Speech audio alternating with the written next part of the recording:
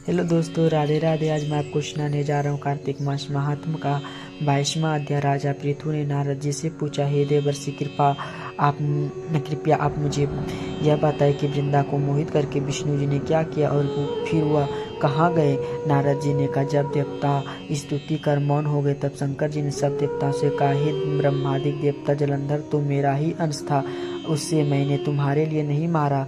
यह मेरी सांसारिक लीला थी, फिर भी आप लोग सत्य कहिए कि इससे आप सुखी हुए या नहीं। तब ब्रह्मादिक देवता उनके नेत्र हर्ष से खिल गए और उन्होंने शिव जी को प्रणाम कर विष्णु जी का वह सब वृतांत का सुनाया जो उन्होंने बड़े प्रयत्न से वृंदा को मोहित किया था। तब वह अग्नि में प्रवेश कर परम गति को प्राप्त हुई थी। देवताओं ने यह भी कहा, तभी से वृंदा की सुंदरता पर मोहित हुए विष्णु जी उसकी चिता की राख लपेटे इधर उधर घूमते हैं।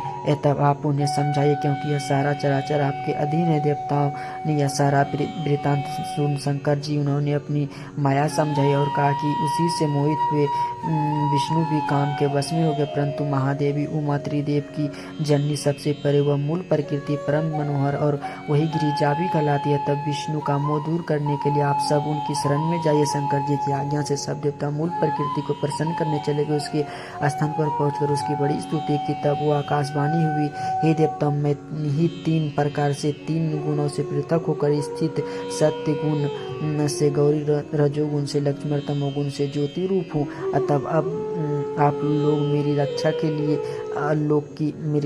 लिए उन देवियों के पास जाओ, तब वे तुम्हारे मनोरथ को पूर्ण कर देगी। यह सुनकर देवता भगवती के वाक्यों का आदर करते हुए गौरी, लक्ष्मी और सरस्वती को प्रणाम करने लगे। सब देवताओं ने भक्ति पूर्वक उन सब देवियों की प्रार्थना की। उनकी स्तुति से तीनों देवियां प्रकट हो गए। सभी देवताओं ने खुशी होकर निवेदन किया। तब उन देवियों ने कुछ बीज देकर कहा, इससे ले जाकर बो दो तो तुम्हारा कार्य सिद्ध हो जाएगा। ब्रह्मादिक देवता उन बीजों को लेकर विष्णु के पास गए। वृंदा की चिता भूमि में डाल दिया। उसमें धात्री, मालती और तुलसी प्रकट हुई। विधात्री के बीच से धात्री, लक्ष्मी के बीच से मालती और गौरी के बीच से तुलसी प्रकट हुई। विष्णु जी ने ज्यों ही उन स्त्री रूप वाले वनस्पतियों को देखा, वे उठ बैठे। काम सख्त चित्त से मोहित हो उसने याचना करने लगे। धात्री और तुलसी उसने उससे प्रीति की। विष्णु जी सारा दुख भूल देवताओं से नमस्कृत हो अपने लोक वैकुंठ में चले।